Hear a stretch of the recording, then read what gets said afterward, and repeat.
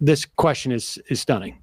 And you should understand this in the in light of the fact that over 50% of the country believe that Joe Biden has been not strong enough with Putin, God bless you. Thank you.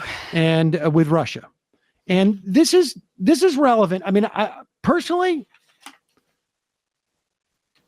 56% of Americans say Biden, who's meeting on Thursday with European leaders, had not been tough enough in his response to what's going on in Russia. So he is going against the political tide in this country. We'll talk a little bit more about that because I know some people have some theories as to where that number came from.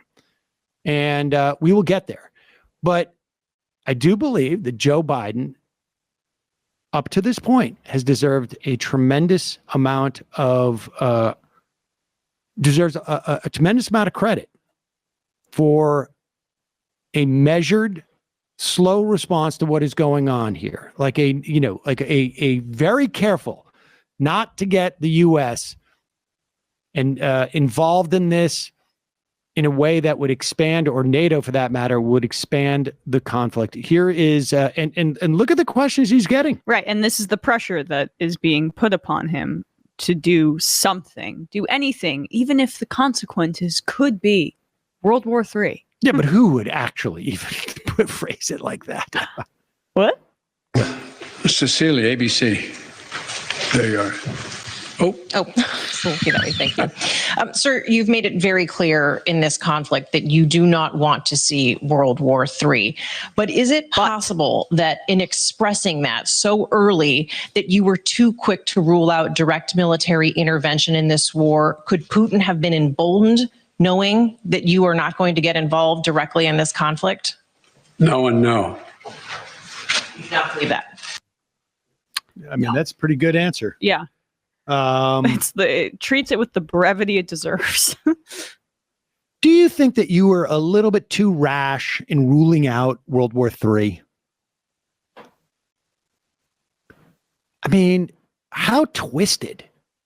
How do you wake up in the morning and say, like, this is my question I'm going to... But she was the most serious person in the room that day because she had the guts to weigh the consequences of World War III. I mean, And if Biden's measured response early was responsible for actually causing the conflict to get worse, insane. Right. It's just insane. And this is a strength versus your weakness. And again, that pressure that he's getting from the press, it may be coming from other quarters in the United States, although I haven't seen too much of it. There you get a little bit, but it's usually like op-ed writers, columnists who are just like, is this a take that's going to get me some clicks?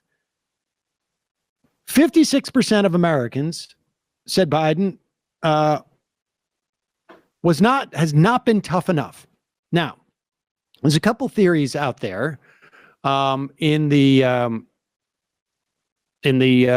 sort of dumb campus world, as it were, the would-be anti-imperialists, except for with an asterisk.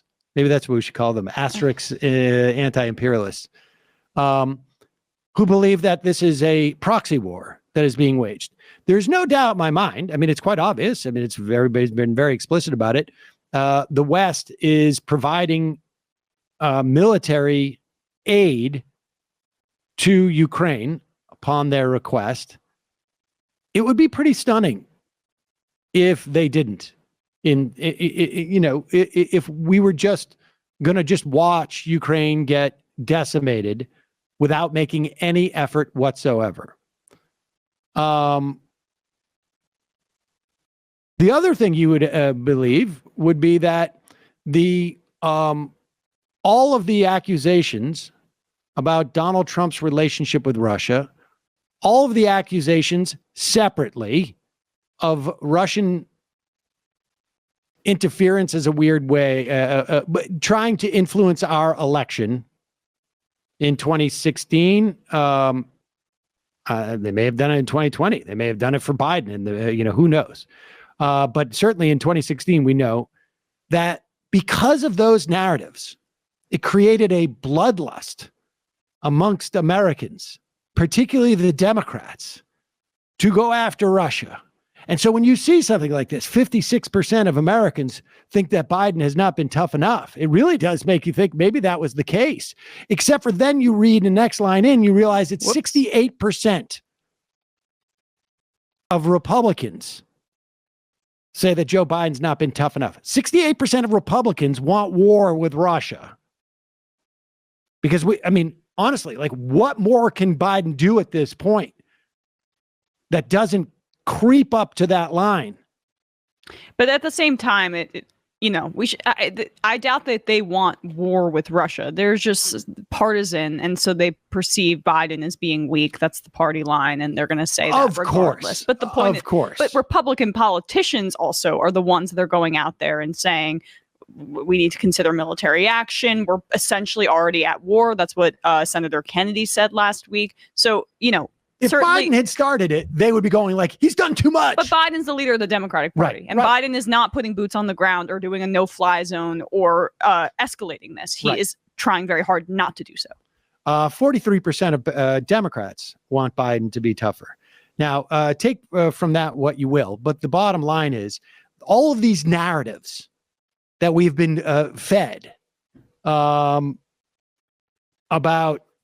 Russiagate causing this, and I am certainly critical of NATO expansion, have been, but the idea that Russia's now saying, like, the West has essentially declared war on Russia by arming the country that is fighting Russia in their country.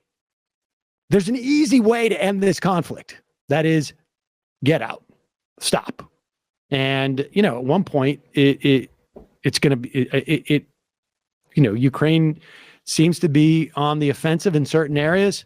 But it really is a grave miscalculation, it appears, by Putin. And we're almost seeing like the reverse of like the 2016 election. Putin's looking around. Pretty soon it's going to be Hillary Clinton's fault that he invaded.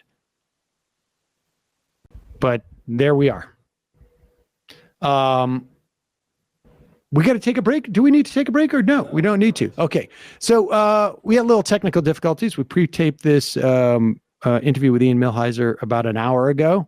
You will see Sam sitting in my seat. I sat in Emma's seat because we could not get things going on this thing. So Emma's just off on the side telling me what questions. No complaints about the panels for Sam. I mean, I know that that's going to throw people off because they got the white panels behind you. Yep. Right? Well, it's Friday. Well, day before the no, I can't.